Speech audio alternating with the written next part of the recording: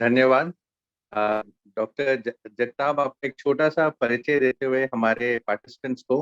Doctor Jagtap का 30 साल से ज्यादा एक्सपीरियंस है। ये पूना के बेस्ड एक डॉक्टर हैं। इन्होंने पीएचडी पेशेंट्स के वो गाइड रह चुके हैं। इन्होंने 150 से ज्यादा डॉक्टर्स को ट्रेन किया है। 300 से ज्यादा सेमिनार्स अटेंड करे हैं और आर्टिकल्स लिखे हैं अपने फील्ड में। और पूना बेस में ये एक स्टॉलवर्ट हैं होम्योपैथी के। नमस्कार एवरीवन। सहानी सर भी दिख रहे हैं। पहले तो मैं डॉक्टर सहानी सर का बहुत आभार व्यक्त करना चाहता हूं कि उन्होंने मुझे यहाँ पर आमंत्रित किया और आज का जो इनफर्टिलिटी का टॉपिक है उस पर बोलने का मुझे मौका दिया। इसलिए मैं दिल से उनका आभार व्यक्त करता हूँ।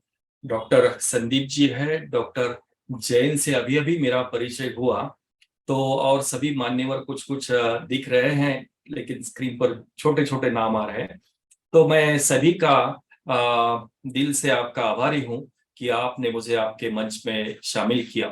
तो चलो शुरुआत करते हैं हम आज मैनेजमेंट ऑफ इनफर्टिलिटी। इनफर्टिलिटी में देखिए 50-50% मेल 50% और फीमेल का पार्ट जो है वो 50% का है। तो मतलब अगर शादी के बाद 1.5 साल विदाउट एनी कॉन्ट्रासेप्टिव उनका शारीरिक संबंध होता है और 1.5 साल में अगर प्रेगनेंसी नहीं रह पाई, तो इसका मतलब है we can term that couple as a infertile couple. तो देखिए इनफर्टिलिटी में क्या होता है कि बहुत सारी बार मुझे देखने को मिलता है और आपको भी शायद देखने को ही मिलेगा कि लड़की को परेशान किया जाता है और उसे कहा जाता है कि हमारे लड़के में कोई दिक्कत नहीं है, उसमें कोई प्रॉब्लम नहीं है, प्रॉब्लम है तो तुझमें है। और लड़की को ही ट्रीटमेंट शुरू की जाती है। तो आप पहले एक बार जो फर्स्ट मीटिंग होती है, तो एक मीटिंग जो है husband and wife should be together on the same day same date. चाहे तो आप उनका इंटरव्यू अलग अलग ले सकते हैं, लेकिन उन दोनों को चेक करना बहुत ही महत्वपूर्ण है। ये एक बात। दूसरी बात क्या है कि pregnancy is not a disease. जब पेट बड़ा हो जाता है, 8वां महीना 9वां महीना पेट बढ़ता है, तो ये कोई ट्यूमर नहीं है। This is a physiological condition. तो ये एक बायोलॉजिकल घटना है, एक फिजियोलॉजिकल कंडीशन है शरीर की। तो उसे किसी बीमारी के साथ देखना ये भी एक गलत बात है। इनफर्टिलिटी का मतलब उसमें से भी कई सारी बार लोग इन्वेस्टिगेशंस करते हैं तो पता चल ही जाता है। और जो कि 20% जो कपल्स होते हैं उनमें किसी भी कारण का दोनों के टेस्ट नॉर्मल है, सभी इन्वेस्टिगेशन जो भी की वो नॉर्मल है, फिर भी प्रेगनेंसी नहीं होती है। It is called as unexplained infertility. कई बार ये 20 से 8% तक उसका आंकड़ा है। अलग अलग जर्नल्स में अलग अलग आंकड़े हैं। लेकिन आप अगर शुरुआत करेंगे तो समझो हम मेल से शुरुआत करते हैं। मेल में आपको पर्सनली चेक करना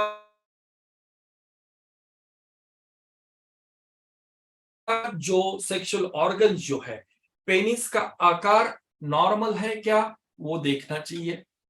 टेस्टिस का आकार नॉर्मल है क्या, इंस्पेक्शन एंड पाल्पेशन बहुत ही जरूरी है। कई बार क्या होता है, अगर हम ऐसे उंगली डालेंगे इंग्वाइनल कैनाल में तो उसमें से spermatic cord you can feel. और इंग्वाइनल कैनाल अगर ज्यादा चौड़ा हो गया हो तो शायद वहां से हर्निएशन भी हो सकता है। तो इसलिए और varicocele very common condition which is seen. और ये तो एनाटॉमिकल इन्वेस्टिगेशन हो गए। उसके बाद जो है सोनोग्राफी, सोनोग्राफी पर कंफर्म करना पड़ता है रिगार्डिंग द टेस्टिस। टेस्टिस की वास्कुलरिटी कैसी है, टेस्टिस में कोई दिक्कत है, टेस्टिस का आकार कैसा है। और एक बार ये हो गया, अगर टेस्टिस बहुत ही स्मॉल है और समझो कि पेशेंट को मालूम है कि उसे उसे अजोस्पर्मिया है और स्मॉल टेस्टिकल्स है, तो अभी मेल में इन्वेस्टिगेशंस, पैथोलॉजिकल इन्वेस्टिगेशंस कौन से हैं, तो पहले करना पड़ेगा हमें हीमोग्राम।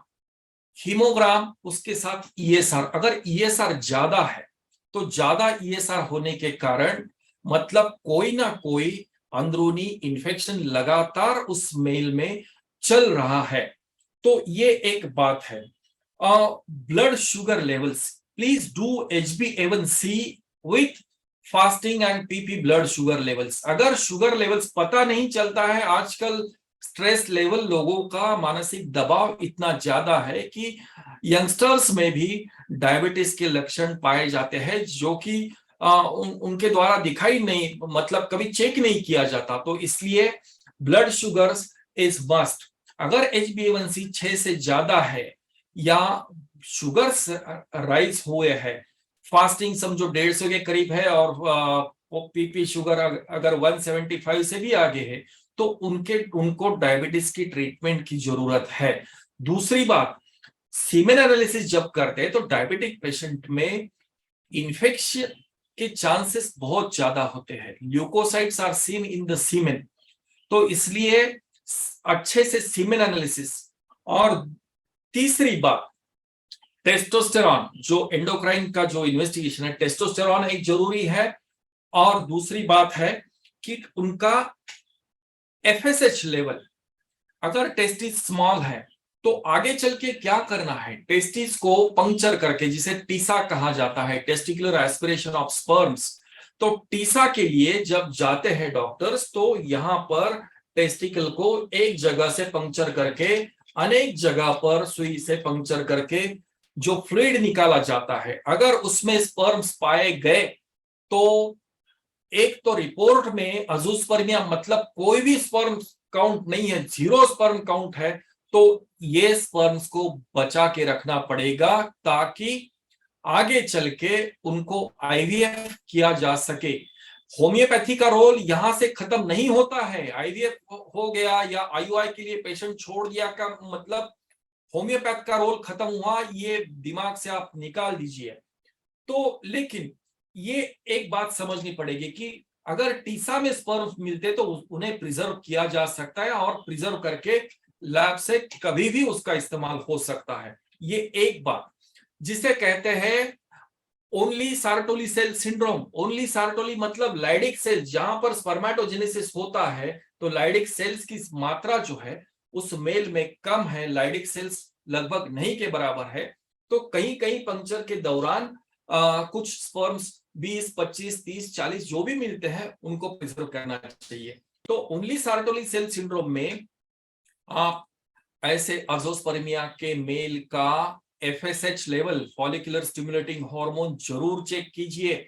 जनरली वो क्या होते हैं ना, वो लोग शॉर्ट हैंडेड होते हैं, हाथों की लंबाई ज्यादा नहीं होती, कमर तक ही हाथ या मूछे कम। FSH ज्यादा होना मतलब उनमें कोरोनरी ब्लॉकेजेस का बढ़ने का प्रमाण जो है वो ज्यादा रहता है, तो एक बाजू में वो फादर बन जाएगा और एक बाजू में कोरोनरी ब्लॉकेजेस की वजह से हार्ट अटैक से मर जाएगा, तो फिर फायदा नहीं है। अगर FSH ज्यादा है तो please go for his coronary arteries, और उसके इन्वेस्टिगेशंस भी उतने ही जरूरी है। तो हार्ट की कंडीशन है वो, उसके लिए भी हमें जाना पड़ेगा। बहुत सारी बार ये चूक हो जाती है कि हम सिर्फ उसे फादर बनना है, उसे बाप बनना है, बाप बनने के चक्कर में FSH बहुत हाई रहता है और कोरोनरी ब्लॉकेजेस ऐसे मेल में बहुत ही रैपिडली डेवलपमेंट उसका हो जाता है। तो हमने एनाटॉमी देखी, हमने फिजियोलॉजी भी चेक की, तो ये मेल में होने के बाद अगर मेल का काउंट 60 ऑन एन एवरेज, आप मान के चलिए कि 60 मिलियन से ज्यादा है, तो बड़ी अच्छी बात है। उसमें भी ग्रेड 4 मोटिलिटी वाले स्पर्म्स जो है वो अच्छी मात्रा में है, लगभग 80%, तो मेल में कोई दिक्कत नहीं है। 80 या 100 मिलियन काउंट है तो बिल्कुल भी मेल का प्रॉब्लम नहीं आएगा। अब हम चलते हैं फीमेल ऑर्गन्स की तरफ। मुझे लगता है कि आपको ये पूरा मॉडल दिखाई दे रहा है, क्योंकि मैं ज्यादा कुछ स्लाइड्स दिखाने वाला नहीं हूं। मैं आपको ये मेरे पास मॉडल्स क्लिनिक में ही है। तो मैं आशा करता हूं कि संदीप जी आपको ये सब कुछ दिखाई दे रहा है, दिखाई दे रहा हाँ है जी ना? डॉक्टर। हाँ यस। जी, हाँ जी। यस। तो एक पहली जरूरी बात यह है कि पर वजाइनल एग्जामिनेशन में बहुत सारी बातें, यूट्रस का आपको सर्विक्स दिख जाता है, सर्विक्स के बाद आपको यूट्रस की कंसिस्टेंसी, दोनों फॉर्मेसिस में जाकर के अगर फिंगर का जो इन बिटवीन जो डिस्टेंस है वो अगर आपको 6 से 6 सेंटीमीटर तक अगर लगता है तो यूट्रस बिल्कुल नॉर्मल इन शेप है। तो ये एक जरूरी बात है। पीवी एग्जामिनेशन में सर्विसाइटिस, अगर पीआईडी पेल्विक इन्फ्लेमेटरी डिसीज हो तो वो भी एक कारण है कि वो जोड़े को प्रेगनेंसी में दिक्कत आ सकती है। तो इसलिए आप बिल्कुल उस पर ध्यान देना पड़ेगा। सर्विसाइटिस ट्रीट करेंगे तो शायद टाइट सर्विक्स और इन्फ्लेम्ड सर्विक्स, ये भी उसके कारण स्पर्म्स यहीं पर ही मर जाते हैं, उसके मुख पर ही मर जाते हैं। तो उसे पोस्ट क्वाइटल स्वाब कई बार चेक किया जाता है। पोस्ट क्वाइशन के बाद स्वाब अगर स्लाइड पर तैयार किया तो उसमें मृत पाए जाते हैं स्पर्म्स, तो पोस्ट क्वाइटल स्वाब की भी जरूरत पड़ सकती है। अब रेडियोलॉजिकल इन्वेस्टिगेशंस क्या है? रेडियोलॉजी में सबसे पहला इन्वेस्टिगेशन है a good sonography. Good sonography will give you idea regarding the uterus. It will give you idea regarding the endometrium. ये जो अंदर का जो आपको ऑरेंज कलर का पार्ट दिखाई दे रहा है वो एंडोमेट्रियम, फैलोपियन ट्यूब्स दिखेंगे, बाद में आपको दोनों साइड की ओवरीज दिखेगी, और दोनों साइड की ओवरीज और फैलोपियन ट्यूब, ये एनाटॉमिकली ये चीजें आपको पता चल सकती है। और उस दौरान कौन सा डे चालू है पीरियड के बाद का, लगभग अगर 15-16वें दिन में सोनोग्राफी की गई तो शायद एक आध फॉलिकल रप्चर होने को भी आता है, तो क्योंकि वो मिड साइकिल पीरियड है, तो मिड साइकिल पीरियड में भी ये पाया जा सकता है। तो sonography is the first investigation. Second investigation क्या है? HSG, हिस्टोसाल्फिंगोग्राम। इसे करना पड़ता है ऑन 5th और 6th day of the cycle, 5वें या 6ठे दिन पीरियड के HSG की जाती है, हिस्टोसाल्फिंगोग्राम। क्योंकि क्या है कि यहाँ का जो सर्वाइकल कैनाल जो है वो पीरियड के तुरंत बाद थोड़ा नरम रहता है, तो नरम रहने के कारण वो प्रोब जो डाला जाता है, it is a bit little bit painful investigation. तो प्रोब जो अंदर डाला जाता है तो वो आसानी से अंदर जा सकता है। इसमें एक तो ये इन्वेस्टिगेशन भी है और एक ये ट्रीटमेंट भी है। अगर टाइट सर्विक्स है तो जिसके कारण प्रेगनेंसी हो नहीं पाती है, तो उसके लिए अगर प्रोब डाला भी गया सर्वाइकल कैनाल से तो अपने आप सर्विक्स डायलेट हो जाता है। तो HSG is a treatment also and is a investigation also. उसके आगे चल के क्या होगा कि जैसे ही डाई अंदर छोड़ा जाएगा, तो डाई अंदर जाने के बाद ये जो बच्चेदानी है तो उसके अंदर ये भर जाएगा। बाद में डाई राइट ट्यूब की तरफ और लेफ्ट ट्यूब की तरफ आएगा, और यहां से ये जो फैलोपियन ट्यूब का जो मुख है, यहां से वो डाई बाहर आकर फैलेगा। अगर वो फैल गया तो मतलब दोनों भी ट्यूब चालू है, patency of tube is good. अगर वो ऑब्स्ट्रक्ट हो गया कहीं पर, यहां पर अगर ऑब्स्ट्रक्ट हो गया तो समझो राइट ट्यूब ब्लॉक है, लेफ्ट ट्यूब चालू है, तो हमें फिर साल में सिर्फ 6 बार ही चांस ले सकते हैं। 6 बार हम प्रेगनेंसी के लिए ट्राई कर सकते हैं, क्योंकि क्या होता है कि हर महीने में या तो लेफ्ट या राइट से एग निकलेगा। तो राइट से निकलेगा या लेफ्ट से निकलेगा, समझो जनवरी दिस साइड, फेब्रुवरी दिस, मार्च अप्रैल, मई जून, जुलाई अगस्त, सितंबर अक्टूबर, नवंबर दिसंबर, तो 6 बार अपने आप ही वेस्ट होने वाले हैं। और 6 महीने जो है, 6 महीनों में हम बिल्कुल इस ओवरी पर काम कर सकते हैं, और वहां का फॉलिकल अच्छी साइज में अगर ब्रेक होता है, अच्छी साइज मतलब भी क्या है, अगर फॉलिकल 18 से 20 mm तक जाए मिड साइकिल में 15वें दिन पर, और एंडोमेट्रियल थिकनेस 9 से 10 mm तक हो, तो समझो ये प्रेगनेंसी लायक अंडा है, और गर्भाशय की, बच्चेदानी की भी प्रकृति वो उस गर्भ को, उस एम्ब्रियो को सस्टेन करने की बिल्कुल है। ये दो बातें आप ध्यान में रखनी चाहिए सभी ने। ट्रांसवजाइनल सोनोग्राफी अक्सर की जाती है। ट्रांसवजाइनल सोनोग्राफी से क्या होता है ना, कि जैसे ही प्रोब डाला जाता है तो directly radiologist can reach up to ovaries, right या लेफ्ट ओवरी तक जा सकते हैं। और transvaginal sonography done on second day of the cycle can give you idea about how much reservoir, egg कितने हैं और उनकी क्वालिटी कैसी है। ये रेडियोलॉजिकल इन्वेस्टिगेशन ऑर्गन वाइज अगर हमने इसे चेक किया और सब सही निकला तो ठीक बात है। उसके आगे ब्लड में क्या क्या देखना चाहिए, तो ब्लड में हमें देखना है कि पहले हीमोग्राम में डब्ल्यूबीसी काउंट बहुत ज्यादा है, और हमें पर वजाइनल एग्जामिनेशन के दौरान पीआईडी का कुछ पीआईडी जैसी लगा कोई व्हाइट डिस्चार्ज है या कुछ फाउल स्मेलिंग डिस्चार्ज है, तो definitely pelvic inflammatory disease is there. तो उसके लिए उसका डब्ल्यूबीसी काउंट हाई आएगा, ईएसआर माइट बी हाई, क्योंकि अगर वो प्रोलॉन्ग इन्फेक्शन है तो ईएसआर भी उनका ज्यादा आता है। दूसरी बात क्या है कि हमारे देश में हीमोग्लोबिन की मात्रा कम होना, बच्चियों में हीमोग्लोबिन की मात्रा कम होना, और उसके साथ साथ फोलिक एसिड की मात्रा भी कम रहती है। फोलिक एसिड, विटामिन B6, हर गवर्नमेंट हॉस्पिटल में गवर्नमेंट का ये एनीमिया निर्मूलन और फोलिक एसिड डिफिशियंसी निर्मूलन का प्रोग्राम ही है। तो हमें कुछ उन्हें देने की जरूरत ही नहीं है, वो गवर्नमेंट से ले सकती है, किसी सरकारी दवाखाने हॉस्पिटल से भी ले सकते हैं आयरन की टैबलेट या फोलिक एसिड की tablets. And Hahnemann has given the very good instructions regarding vitamins, because these are vital amines should be given in the direct form। ये ऑर्गेनॉन में स्पष्ट रूप से लिखा है, तो उसमें कोई एलोपैथी का भी इस पर कोई हक नहीं है।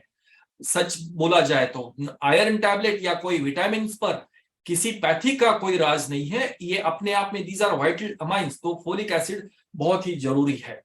दूसरा क्या देखा जा सकता है, अगर उस लड़की का यहाँ की जो हेयर लाइन है वो अगर ज्यादा है, हिरसुटिज्म है यहाँ पर दाढ़ी पर या अपर लिप्स यहाँ पर अगर हिरसुटिज्म है, चेस्ट पर हिरसुटिज्म है, तो और पांव के बाल भी बहुत ज्यादा घने हैं, तो please do testosterone level. Testosterone high होने के कारण ये जो ओवरीज का आवरण जो है वो ज्यादा कठिन रहता है, तो वो फटता नहीं है। पीसीओडी में वही होता है कि अंडा, ये फॉलिकल फटता है लेकिन अंदर ही अंदर एक रह जाता है, वो बाहर नहीं आता है ओवरी के बाहर, because testis is analog, testis का एनालॉग ओवरी है। तो ओवरी में भी कुछ मात्रा में लाइडिक सेल्स और सार्टोली सेल्स इसी में भी रहते हैं। उसके आगे चल के T3, T4, TSH, specially TSH value जो है थायराइड स्टिमुलेटिंग हार्मोन, थायराइड आजकल का जो स्ट्रेस लेवल, हालांकि सहानी सर के लेक्चर्स अभी चल रहे हैं सोशल मीडिया के आक्रमण पर, वो रोज कुछ नई नई बातें और जो हमें पता है लेकिन वो उजागर करके अपने सामने रखते हैं सहानी सर, तो मैं बहुत आभारी हूं उनका। तो ये सोशल मीडिया सभी तरफ से इनपुट्स मिल जाते हैं। कल ही सर ने बात की थी कि ये जो these are called unfavourable stimuli, Organon में हनीमान ने लिखा है कि ये अनफेवरेबल स्टिमुलाई है, ये कुछ आपको कुछ वस्तु रूप में या जाने की जरूरत, अंदर जाने की जरूरत नहीं है। ये आपने कुछ देख भी लिया मोबाइल पर, आपने कुछ लैपटॉप पर देख भी लिया, कुछ सुन भी लिया या कुछ पढ़ भी लिया, तो भी काफी है। ये input social stimuli they can hamper thyroids. तो बहुत सारी लड़कियों में आजकल थायराइड, थायरोटॉक्सिकोसिस या थायराइड डिसफंक्शन, या तो हाइपोथायराइडिज्म जिसमें वजन बढ़ जाता है, या फिर हाइपरथायराइडिज्म जिसमें वजन घटता है। आगे चल के FSH, LH और prolactin, follicular stimulating hormone, luteinizing hormone और प्रोलैक्टिन क्या होता है कि बहुत सारी बार हम जब केस टेकिंग करते हैं, होम्योपैथ से बेस्ट कोई भी केस टेकिंग नहीं कर सकता। जैसे ही हम केस लेना शुरू कर देते हैं तो वो लड़की है वो रोना शुरू कर देती है, मुझे 7 साल हुए शादी को और प्रेगनेंसी नहीं रह पाई।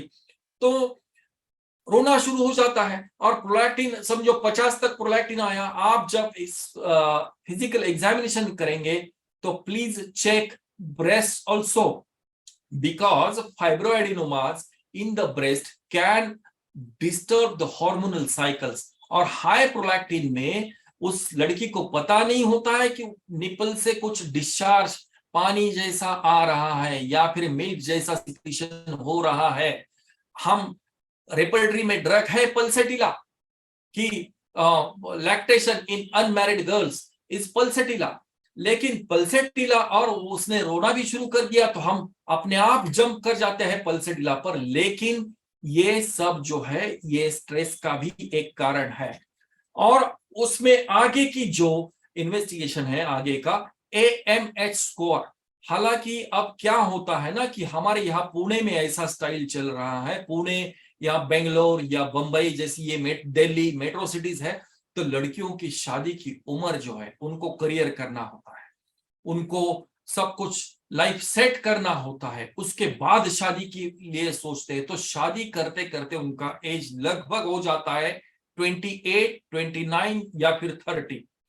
तो हमारे यहाँ एशियाई कंट्रीज में क्या होता है, एशियाई कंट्रीज और विषुववृत्त के पास हम मकर वृत्त और विषुववृत्त जो मेडिटेरियन कंट्रीज जो है, मेडिटेरियन कंट्रीज में अक्सर लड़कियों में, एशियाई लड़कियों में AMH स्कोर 2.5 के नीचे आ जाता है। मतलब एग क्वालिटी जो है वो बहुत ही मामूली सी रह जाती है। कल ही स्टेफी ग्राफ का बर्थडे हुआ, आपने अगर किसी ने देखा है सोशल मीडिया में, व्हाट्सएप पर या फेसबुक पर, Steffi Graf one of the legend tennis player, she married, उसकी शादी 42वें साल में हुई और 43 एज पर उसका नॉर्मल कंसेप्शन है। क्योंकि यूरोपियन गर्ल्स में उनकी शादी बहुत लेट कर जाता है, जर्मनी में या फिर रशिया में they think about marriage after 35, क्योंकि उनका बहुत शीत प्रदेश जिसे कहा जाता है जहां पर बर्फ गिरती है, तो वहां पर AMH स्कोर उन लड़कियों का एक क्वालिटी अच्छी है। एशियाई लड़कियों में और जो हम जिसे क्या बोलते हैं, गोरे लोग हैं, मंगोलियन है, जैसे हम आर्यन, आर्यन रेस में AMH का प्रॉब्लम आ जाता है। अगर AMH क्या करेगा, AMH में देखिए, AMH अगर 2.5 से ऊपर है, 2.5 से ज्यादा है, तो आपके पास बहुत कुछ समय है, तो आपको डरने की कोई चिंता नहीं। उस लड़की को बोलो आप शांत रहिए, निश्चिंत रहिए, और हम आगे आगे चल के इन्वेस्टिगेशंस करेंगे और उसके बाद धीरे धीरे हम ट्रीटमेंट पर जाएंगे और आने वाले साल के एंड तक तुम्हारी प्रेगनेंसी हो जाएगी। ये सीधी सी बात है। दूसरी बात क्या होती है कि AMH लेवल अगर 1.2 या 1 से भी नीचे 1.50 मेरे पास आती है लड़कियां, तो उसमें ज्यादा वक्त हमें नहीं है। देखिए सिमिलिबम अपनी जगह पर है और एक्चुअल कंडीशन AMH लेवल अपनी जगह पर है। AMH क्योंकि क्या है, अगर सिमिलिबम से काम हो जाता, सिमिलिबम चाहे कितना भी परफेक्ट हो, लेकिन कुछ कंडीशंस रिवर्सिबल है, कुछ कंडीशंस इरिवर्सिबल है। तो रिवर्सिबल क्या है, इरिवर्सिबल क्या है, ये हमें इसके बारे में हमें जरूर सोचना चाहिए। कई बार क्या होता है कि हमें सिमिलियम के बारे में उनकी छानबीन, केस टेकिंग वगैरह वगैरह, रेपट्रेशन वगैरह वगैरह सब कर जाते हैं, सिमिलियम तक पहुंचते हैं और बहुत सारी मामूली सी चीजें हम भूल जाते हैं। एक मैं केस आपको, आप क्लासिफिकेशन ऑफ डिसीजेस थोड़ा सा दिमाग में लाइए। तो क्लासिफिकेशन ऑफ डिसीजेस में क्रॉनिक डिसीजेस के अंदर सूडो क्रॉनिक नॉन मायजेमेटिक डिसीजेस और क्रॉनिक मायजेमेटिक डिसऑर्डर्स, वहां पर जो रोल है सोरा, सिफिलिस, साइकोसिस या फिर कंबाइंड मायजम वहां पर शुरू होता है। लेकिन pseudo chronic non miasmatic disease में या तो उनकी गलत आदतें, like gutkha, common cause of oligospermia in male is gutkha या खैनी खाना, चबाना या गुटखा चबाना। तो this is a common cause, तो उनको स्टॉप करना पड़ेगा और फिर बाद में आपको उनके लिए दवाई देनी पड़ेगी। तो ये जो है ये आप असरटन कर पाएंगे केस टेकिंग में। केस टेकिंग बहुत ही इंपॉर्टेंट है। तो सूडो क्रॉनिक डिसीजेस में ये चीजें आती है। फीमेल में और एक चीज ध्यान में रखिए, अगर दुबली पतली सी लड़की है तो please go for a Mantoux test, उसका ईएसआर देखिए। और टीबी गोल्ड अगर होता है, आईजीजी आईजीएम होता है, तो टीबी में uterine cox is also responsible for this. और टॉर्च टेस्ट में बहुत सारे वायरसेस हैं, जिसमें रुबेला है, वेरियोला, वेरिसिला, साइटोमेगेलोवायरस, जिसमें हर्पिस जोस्टर, हर्पिस सिंप्लेक्स। अगर 2 से ज्यादा कोई इंफेक्शन यूट्रस को है तो इसमें गर्भधारणा होना लगभग नामुमकिन होता है। और ये सब कहां से आता है ये इंफेक्शन? ये बोवाइन इंफेक्शन है। अपने पास बहुत सारा, अपना देश खेती प्रधान देश है, तो कई खेती बाड़ी करने वाले लोगों के पास गाय, बैल, भैंस, कुत्ता, तोता या शहरों में कबूतर जैसे प्राणी जो है अपने घर के आसपास रहते हैं। तो उनसे बिल्ली घर में पाया जाना, बिल्ली या अपना छोटा सा वो पग वगैरह, वो सब घर में आते जाते हैं, खेलते हैं, तो उसके कारण टॉर्च पॉजिटिव आ सकती है। तो टॉर्च के लिए क्या दे सकते हैं हम? सिकल कॉर जैसे, मेडोरिनम जैसे, वहां पर नोसोड्स का बहुत अच्छा रोल है टॉर्च में। तो टॉर्च का ट्रीटमेंट पहले 3 महीने कीजिए और बाद में आप प्रेगनेंसी के लिए जो भी ओव्यूलेशन स्टडी वगैरह जो है उस पर जा सकते हैं। क्लासिफिकेशन ऑफ डिसीज आप दिमाग में लाइए। उसमें क्या है कि आईटी सेक्टर में हमारे यहाँ बहुत सारे लोग पेयर्स आईटी सेक्टर में काम करते हैं। डॉक्टर साहब हमें वक्त ही नहीं है, हमारे पास वक्त ही नहीं है, हम सिर्फ Saturday Sunday we can keep contact. ये बहुत बड़ी कॉलर एकदम सीधी करके बात करते हैं, हम सिर्फ सैटरडे संडे ही कॉन्टैक्ट रख सकते हैं। तो उनको भगवान ही सिर्फ बच्चा दे सकता है, हम जैसे डॉक्टर, होम्योपैथ, एलोपैथ कोई भी उनको बच्चा नहीं दे सकता अगर सैटरडे संडे को, क्योंकि ये मिड साइकिल पीरियड होना ये कितनी बड़ी मुश्किल बात है। तो उनको सब समझाना पड़ता है ये कि आपको मिड साइकिल पीरियड जो है उसी में अगर संबंध आएगा। और मिड साइकिल पीरियड में जैसे कि सहानी सर जो बात कर रहे थे सोशल मीडिया की, मिड साइकिल का एक अच्छा सा उदाहरण मैं देता हूं। एक पेशेंट आया, वो 4 साल लगातार वो कांटेक्ट रखते थे, आईटी वाले। तो उन्होंने कहा, मैंने कहा आप कब कांटेक्ट रखते हो? तो वो बोला हम पीरियड के तुरंत बाद 1 हफ्ता कांटेक्ट रखते हैं और पीरियड से पहले 1 हफ्ता हम कांटेक्ट रखते हैं। तो इसका मतलब क्या हुआ? तो मैंने पूछा ये ऐसा क्यों करते हैं? तो ये सेफ पीरियड है। तो मैंने बोला कि ये सेफ पीरियड है, लेकिन ये सेफ पीरियड प्रेगनेंसी ना रहने के लिए है। तो ऐसे बेवकूफ जैसी बातें ये गूगल पढ़ के या किसी नोट्स को पढ़ के या व्हाट्सएप यूनिवर्सिटी में ये गलतियां लोग कर जाते हैं। ये आपको लगता मामूली है, लेकिन केस टेकिंग के दौरान ये भी पूछना पड़ता है कि आप कब कांटेक्ट रखते हो। तो मैंने क्या किया, उनको ट्रीटमेंट दी, दवाई दी, मैंने सब पैसा वैसा सब लिया उनसे, लेकिन मैंने सिर्फ वो अल्टर कर दिया कि वो 1 हफ्ते पहले और 1 हफ्ते बाद वो कांटेक्ट का पीरियड छोड़िए और बीच वाला जहां पर आप नहीं करते थे उसमें कांटेक्ट रखिए। तो अगले साल ही उनको लड़का हुआ। तो ये जो है these are the pseudo chronic non miasmatic diseases. एक बैड मेंटल हाइजीन, एक शिक्षक मेरे पास ट्रीटमेंट के लिए आता था। और देखिए मेरा गांव जो है सासवड़, तो मेरा गांव सासवड़ है जो कि पुणे से 33 किलोमीटर दूर है। और वो आता था एक्स करके एक गांव है जो 15 किलोमीटर दूरी पर है, और मैं पुणे में भी बैठता हूं। तो उसके गांव से और पुणे का डिस्टेंस जो है वो 50 किलोमीटर का है। और मेरा जो खुद का हॉस्पिटल है और जहां पर मैं बैठता भी हूं वो जो है वो 15 किलोमीटर का है। लेकिन वो आया था मेरे पास इन द ईयर 93, 93 साल में, 93 के साल में वो आया था। और वो बोल क्या रहा था कि मुझे एसिडिटी है, मुझे बहुत डकार आती है, मुझे जलन है, ये है वो है, बहुत सारे प्रॉब्लम से, पेट साफ नहीं रहता। मैंने उस दौरान उसकी ट्रीटमेंट कर दी। लेकिन वो आया मेरे पास 2007 में, और वो आता कहां था? तो पुणे के क्लिनिक में आता था, ऑल द वे 50 किलोमीटर दूर आता था। वो शिक्षक है, वो 50 किलोमीटर दूर आता था। तो मुझे लगता था कि ये 50 किलोमीटर दूर क्यों आता है। मैंने उसको 10 बार कहा कि आप, मेरा क्लिनिक इतना नजदीक है, बस 15 किलोमीटर पर, 10-15 मिनट आप मोटरसाइकिल पर आ सकते हो, तो आप यहाँ पर क्यों आते हो। तो वो कहने लगा कि कुछ नहीं है, मेरा स्कूल का काम रहता है पुणे में, तो मैं इसलिए आता हूँ। तो एक बार बातों बातों में 2000 उपचार करते हैं, मैंने कहा हाँ करता हूं। तो क्या गंभीर समस्या है। वो बाद में कहने लगा कि एचआईवी पर आपने कभी ट्रीटमेंट किया है। मैंने बोला हाँ मैंने किया है एचआईवी का ट्रीटमेंट।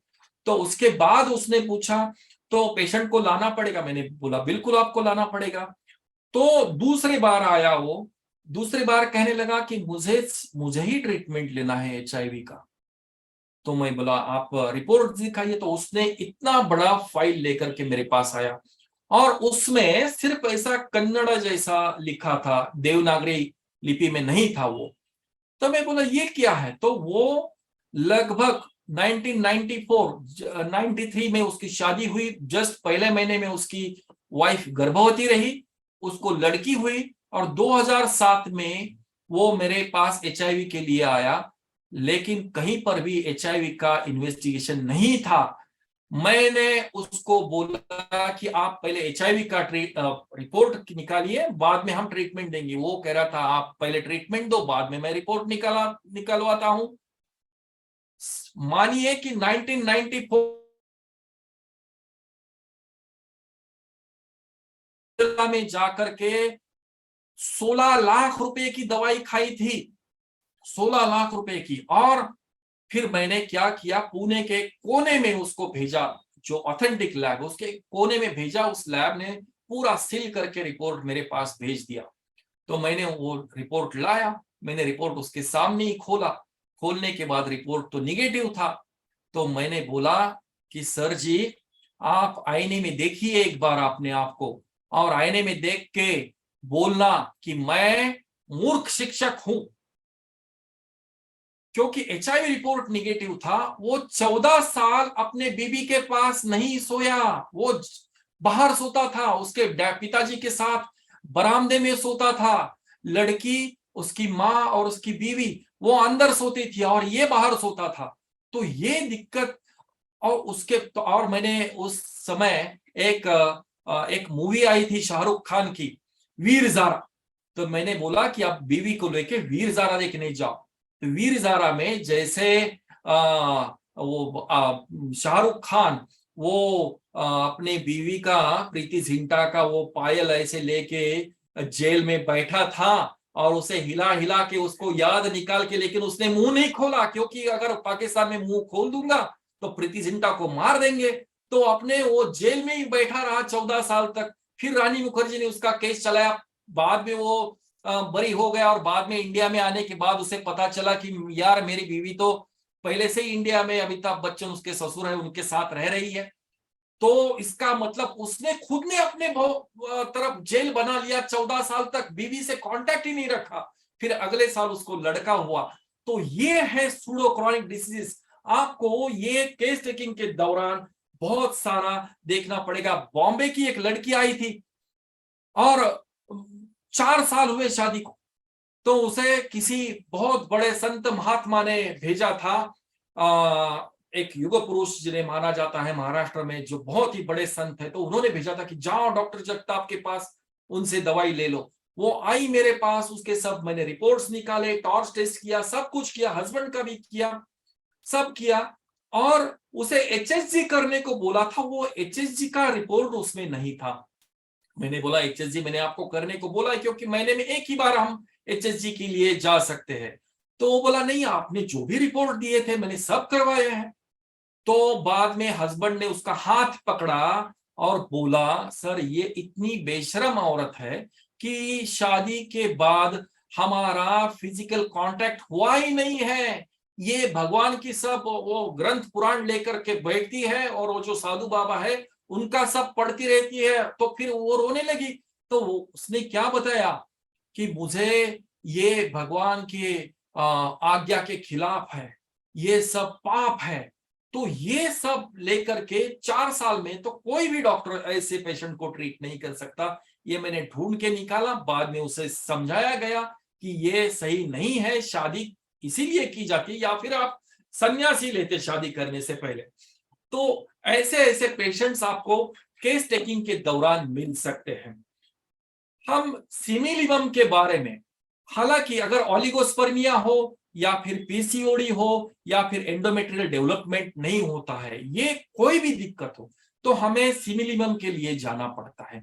लेकिन सिमिलिमम के लिए मैं किसी भी सेमिनार में दर्शकों से 2 सवाल हमेशा पूछता हूं, जिसका उत्तर नहीं है, जिसका उत्तर भी मैं आपको बताता हूं क्योंकि ये डायरेक्ट इंटरेक्शन नहीं है, तो जिसका उत्तर भी नहीं है संदीप जी, तो क्या सिमिलिमम ढूंढना आसान है? नहीं। और क्या सिमिलिमम ढूंढना असंभव है? उसका भी जवाब नहीं। सिमिलिमम ढूंढना आसान भी नहीं है, सिमिलिमम ढूंढना असंभव भी नहीं है। तो दोनों तरफ से हमें वक्त देना चाहिए, हमें उनका सुनना चाहिए, तभी जाकर के हम सिमिलिमम की तरफ। और क्या होता है, बहुत सारी बार हम रेपर्टरी में दौड़ते हैं, रेपर्टरी में weeping tendency, patient started crying. अरे कई बार आप साहनी सर जैसे सीनियर लोग यहां पर बैठे हैं, जैन सर जैसे लोग बैठे हैं, कि जिसे बच्चा नहीं हो रहा है पिछले 6-7 साल से, 10-20 हॉस्पिटल करके वो होम्योपैथी के लिए पहली दफा आई है, तो अगर आप पूछेंगे पहला सवाल बोलो क्या प्रॉब्लम है, तो रोना तो शुरू ही कर देगी। तो मुझे लगता है कहीं ना कहीं जाकर के ये जो है ये गलत बात है, क्योंकि this is a common symptom repertory में लेके जाना ये बहुत बड़ी गलती है। रेपर्टरी क्या है ना, आटे की चक्की जैसा है। आटे की चक्की मतलब आप ऊपर से जो डालेंगे उसी का आटा नीचे निकलने वाला है। अगर आपने ऊपर गेहूं डाला तो गेहूं का ही आटा निकलेगा, अगर आपने ज्वार डाली तो ज्वार का ही निकलेगा, अगर आपने बाजरा डाला बाजरा ही निकलेगा, दाल डाली तो दाल का आटा निकलेगा। तो आप ऊपर चक्की में क्या डालते हो, रेपर्टराइजेशन इज एग्जैक्टली लाइक दैट। रेपर्टराइजेशन आटा करने का काम करता है। जो बड़े बड़े ग्रेन्स हम ऊपर डालते हैं तो आटा नीचे मिलता है। तो ये देखिए कि ये आटे की चक्की जैसा है रेपर्टराइजेशन, तो उसको हाथ लगाने से पहले आपको 10 बार सोचना चाहिए कि हम सही लक्षण उसमें रेपर्टरी में डाल रहे हैं या नहीं डाल रहे हैं। Erectile dysfunction is a common condition, या फिर इंपोर्टेंसी में मेल में पाया जाता है। फीमेल इंपोर्टेंसी को हम लॉस ऑफ सेक्सुअल लिबिडो और लॉस ऑफ लिबिडो कहते हैं। मेल इंपोर्टेंसी में इरेक्शन में तकलीफ है, तो मेल इंपोर्टेंसी के लिए एग्नस कैस्टस जैसा ड्रग है। एग्नस कैस्टस है, baryta carb, you can think of lycopodium, conium maculatum, calcarea carb. अगर बहुत बड़ा ओबेस पर्सन है तो कैलक्रिया कार्प के बारे में भी सोच सकते हैं। नक्सोमिका, जो बिल्कुल काम ही काम, बिजनेस की तरफ लगे हैं, शराब पीते हैं, बहुत कुछ पार्टियां करते हैं, देर रात घर आते हैं, तो definitely sedentary lifestyle, nux vomica will be the drug. Medorrhinum जैसा ड्रग है। Selenium, yohimbinum, zincum metallicum, sepia, acid phosphoric acid में इरेक्टाइल डिसफंक्शन ज्यादातर डायबिटिक पेशेंट्स में ये पाया जाता है। थिन स्किन रहती है, ऐसे आप देखेंगे तो एसिड फॉस की स्किन बहुत ही थिन, सभी लगभग एसिड ग्रुप जो है, एसिड फॉस हो, नाइट्रिक एसिड हो, फ्लोरिक एसिड हो, थिन स्किन रहती है, और डायबिटीज एक उनका एसिड ग्रुप का एक प्रमुख लक्षण है। अजोस्पर्मिया, अगर आपने ओनली सार्टोली सेल सिंड्रोम वगैरह वगैरह सब चीजें आपने ध्यान में ली है, तो ओनली सार्टोली सेल सिंड्रोम में एग्नस कैस्टस जैसा ड्रग, स्टेरिलिटी जिसका रूब्रिक है स्टेरिलिटी रेपर्टरी में, agnus castus, borax, conium, iodium, natrum mur, sulphuric acid जैसे ड्रग हम इंपोर्टेंसी या फिर इरेक्टाइल डिसफंक्शन के बारे में सोच सकते हैं। मुझे संदीप जी, मुझे कोई मेरे लेक्चर के बाद कुछ आभार वगैरह कोई व्यक्त करने की जरूरत नहीं है, माफी चाहूंगा। लेकिन अगर मेरा 2-3 मिनट एक्सटेंड हुआ तो प्लीज बियर विथ मी। बहुत मजा आ रहा है क्योंकि बहुत सारे लोग जुड़ रहे हैं पूरे दुनिया भर से। फीमेल में सर्वाइकल इरोजन क्योंकि ये लोकलाइज्ड प्रॉब्लम है। Cervical erosion, natrum mur, creosote, nitric acid, bleeding, white discharge, bleeding भी है, सर्वाइकल को टच भी किया, पीवी एग्जामिनेशन भी किया तो फिंगर्स को ब्लड आता है, तो cervical erosion. Calcarea ovi testa, thin watery discharge, calcarea ovi testa. Pulsatilla very important drug for PID, pelvic inflammatory disease. Sepia, silicea, iodium की लेडी दुबली पतली सी रहेगी। तो ये जो आता है सर्विसाइटिस, पेल्विक इन्फ्लेमेटरी डिसीज, इसका भी कारण आप देखेंगे तो क्लासिफिकेशन ऑफ डिसीजेस में ये भी जाता है सूडो क्रॉनिक डिसीजेस की तरफ। या तो हस्बैंड के कारण उसको पेल्विक इन्फ्लेमेटरी डिसीज हो रहा है, या फिर खुद के जो नहाने का या फिर जो क्लीनलीनेस जो है वो क्लीनलीनेस के अभाव के कारण सर्विसाइटिस हो सकता है। तो this comes under pseudo chronic disease. तो हमें लेकिन उसे कंफर्म करने के बाद ही, अगर वो पीआईडी ट्रीट हो गया ये ड्रग्स के बाद, तो प्रेगनेंसी बिल्कुल पॉसिबल है। बाद में मैं आपको एक चार्ट दिखाता हूं। ये एलएच का जो है, एलएच का स्पाइक ये यहां पर आता है मिड साइकिल में 14वें दिन में। ये 28 दिन की साइकिल है, मैंने ये उल्टा लिखा है आपके लिए। तो एलएच का जो स्पाइक आता है, एलएच के लिए अगर वो नहीं आता है 50-60 तक एलएच का सर्ज नहीं आता है, 13वें-14वें दिन शुरू होगा और फटक से ऊपर जाएगा। अगर ये स्पाइक नहीं आता है तो जो सिमिलिमम दिया है उसे हम रिपीट कर सकते हैं मिड साइकिल के दौरान। और प्रोजेस्टेरॉन की लाइन देखिए, प्रोजेस्टेरॉन मिड साइकिल के बाद यहां पर मैंने यहां पर पी लिखा हुआ है। तो प्रोजेस्टेरॉन के लिए हमें अर्जेंटम नाइट्रिकम और क्रोटालस हॉरिडस ड्रग्स के बारे में सोचना चाहिए। प्रोजेस्टेरॉन क्या होता है, प्रोजेस्टेरॉन की बहुत ज्यादा जरूरत है। तो ये अगर नहीं हुआ तो उनको एक डर सा रहता है कि अगर अभी पीरियड आया तो, अब मिड साइकिल में कांटेक्ट रखा है लेकिन पीरियड आया तो मैं क्या करूं। तो इसके लिए प्रोजेस्टेरॉन के लिए और वो सस्टेन करने के लिए बिल्कुल ध्यान में रखिए अर्जेंटम नाइट्रिकम और क्रोटालस हॉरिडस। एफएसएच और एलएच फॉलिकुलर स्टिमुलेटिंग हार्मोन, ये जो पहला 14 दिन का जो पार्ट है उसमें follicular stimulating hormone, this is a follicular cycle. तो ये धीरे धीरे बढ़ता है और फिर थोड़ा सा नीचे ग्राफ इसका एफएसएच का जाता है। तो फॉलिकुलर स्टिमुलेटिंग हार्मोन में इग्नेशिया जैसी ड्रग्स या कैलकेरिया फॉस या ट्यूबरकुलिनम जैसे ड्रग्स के बारे में आपको सोचना चाहिए। मैं आता हूं PCOD, very commonest problem in girls nowadays, PCOD. This is, आपको केस टेकिंग की बहुत जरूरत है। किस प्रकार का दिमाग में स्ट्रेस चल रहा है, उसका कारण ये ग्रंथि जन्य आजा बीमारियां, ग्रंथि मतलब थायराइड, ब्रेस्ट हो या यूट्रस हो या सुप्रारेनल ग्लैंड्स हो या पिट्यूटरी हो, ये एंडोक्राइन ग्लैंड्स की तरफ जो इशारा जब होता है तो स्ट्रेस बहुत ज्यादा पर्कुलेट हो गया समझिए। तो पीसीओडी के लिए रेपर्टरी में बहुत सारे ड्रग्स है, एपिस मेलिफिका है, बेलाडोना है, कोनियम मैकेलेटम है, lilium tig very good drug, ustilago, lachesis, bovista. कई लड़कियां बोलती है ना कि मुझे पीरियड से पहले बहुत ज्यादा ऐसे नौशिया फील होता है, मेरा मूड एकदम डिसमूड हो जाता है, या फिर मैं लो फील करती हूँ। तो जरूर सोचिए बोविस्टा के बारे में। या फिर कोई कहेगी कि मुझे पीरियड के दौरान ईस्ट्रोजन बढ़ता है, पीरियड के दौरान मुझे लूज मोशंस हो जाते हैं और शिवरिंग जैसा लगता है, लैकेसिस इज द ड्रग। तो ये ड्रग्स पीसीओडी में बहुत मायने रखते हैं।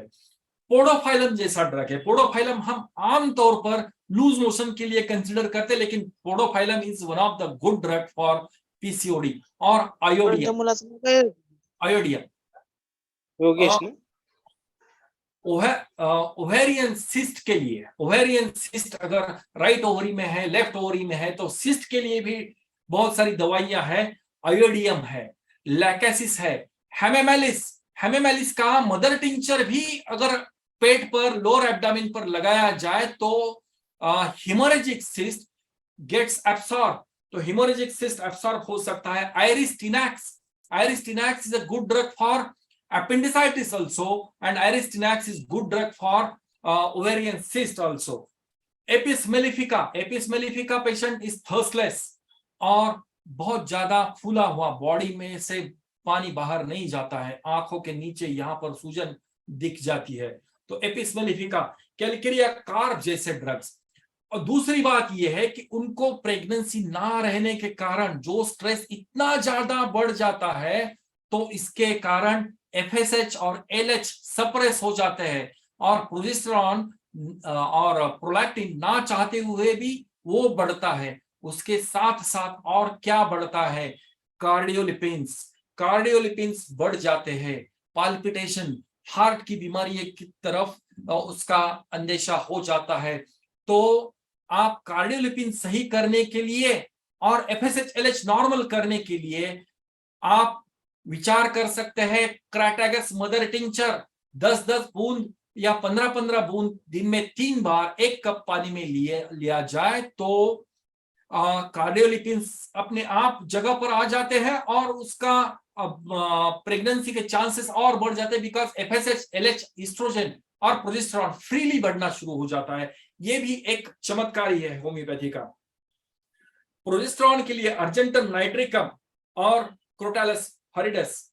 अब मैं आता हूं टॉर्च की तरफ। टॉर्च टेस्ट में हमने देखा कि rubella, variola, varicella, cytomegalovirus, herpes zoster, herpes simplex जैसे प्रॉब्लम्स के कारण बार बार एबॉर्शंस होना, या तो एक तो प्रेगनेंसी रहती नहीं है, अगर रह गई तो बार बार एबॉर्शन की टेंडेंसी हो जाती है।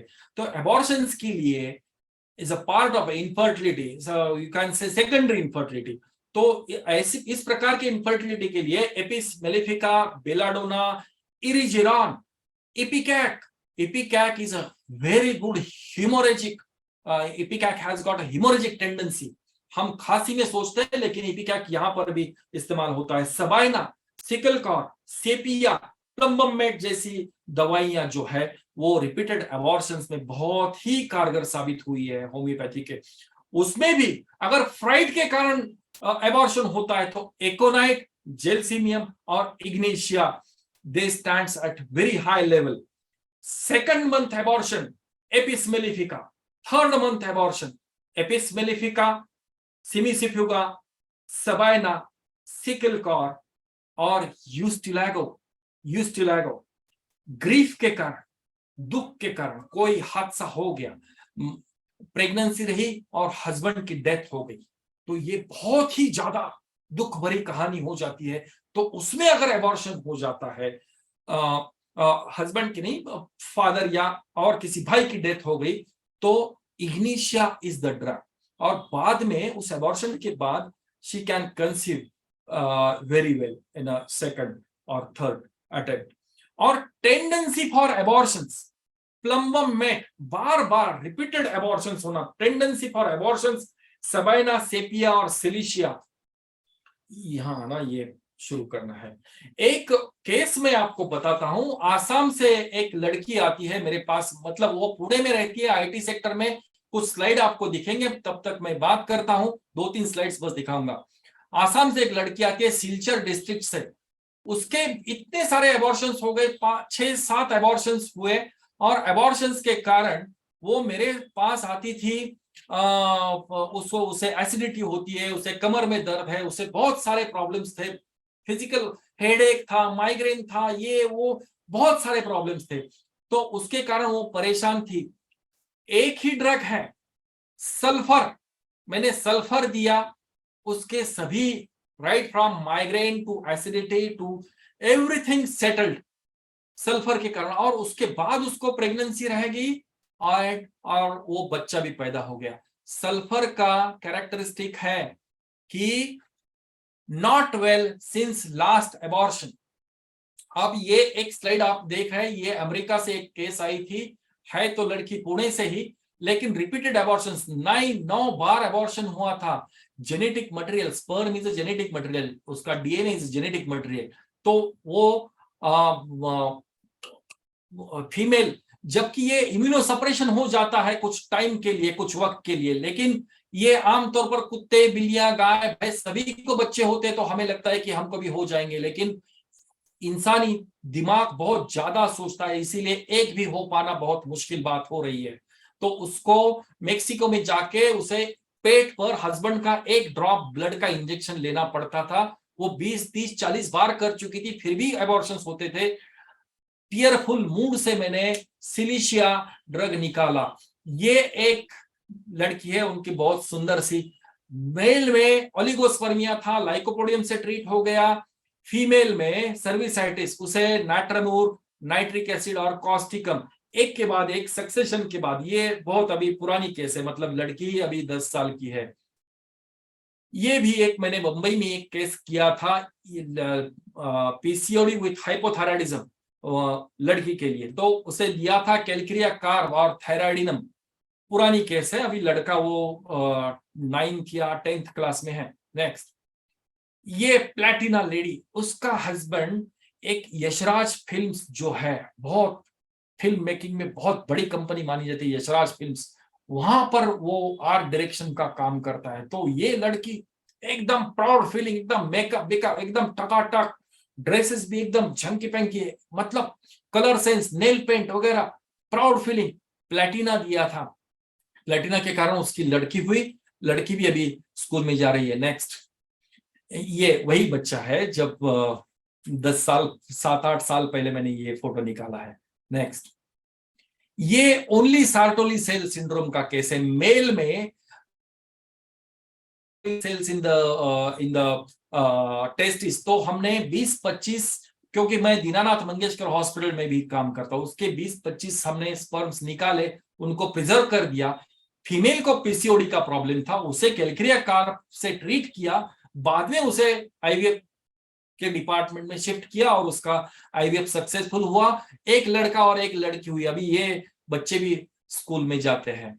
ये कॉक्स, यूट्राइन कॉक्स, मैंने बताया था आपको, ईएसआर ज्यादा हो, टीबी गोल्ड का टेस्ट कीजिए, आईजीजी एजीएम भी कीजिए, मॉन्टुक्स टेस्ट भी कीजिए। हालांकि मॉन्टुक्स टेस्ट उतना एलोपैथ सोचते हैं कि इतना ज्यादा मायने नहीं रखता उनकी तरफ से, लेकिन अगर आपने उसको टीबी कंसिडर किया, मैंने पल्सेटिला दिया था और रिकरेंट नोसोड ट्यूबरक्युलिनम दिया था, ट्यूबरक्युलिनम 1 ml में once in 15 days। नेक्स्ट, ये भी टॉर्च ट्यूबल ब्लॉक, एक साइड का ट्यूब ब्लॉक था, टॉर्च पॉजिटिव थी, सिकल कॉर दिया, रिपीटेड एबॉर्शंस भी उससे के पहले होते थे, सिकल कॉर दिया और perfect constitution of sepia.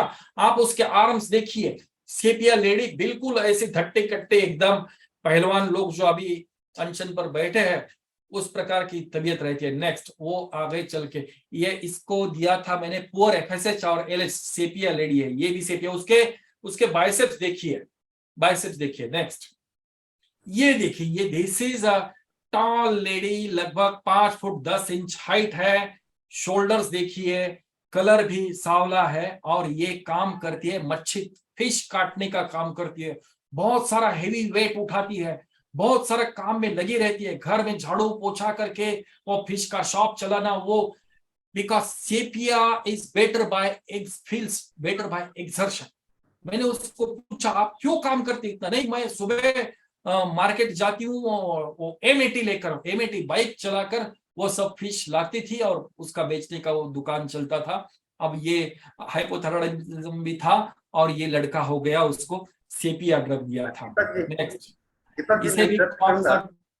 Yes, हो गया मेरा, ये लास्ट ही स्लाइड था।